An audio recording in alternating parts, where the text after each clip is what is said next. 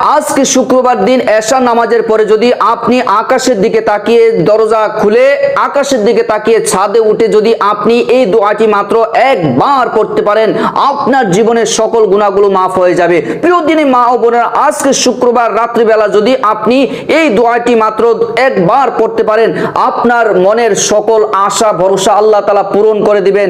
আজকে আপনাদেরকে এমন একটি দোয়া শিক্ষা দেব, যে দোয়াটি মাত্র যদি 3 বার পড়তে পারেন তাহলে আপনার জান্নাতে যাওয়ার রাস্তা সহজ হয়ে যাবে। প্রিয় দিনী মা ও বোনেরা, আজকে আপনি এমন একটি আমল করবেন, আজকে শুক্রবার রাত্রিবেলা ঘুমানোর সময় যদি আপনি এই আমলটা করতে পারেন, মাত্র একবার এই আমলটি করে আপনি শুয়ে পড়ুন, দেখবেন সকালবেলা আপনি অবাক হয়ে যাবেন। এমন আশ্চর্য জিনিস আপনি দেখবেন, যে আশ্চর্য জিনিস আপনি কল্পনাও করতে পারবেন না। আপনার নেয়ামতে ভরপুর হয়ে যাবে। আপনি কি সেই নেয়ামত পেতে চান? তাহলে অবশ্যই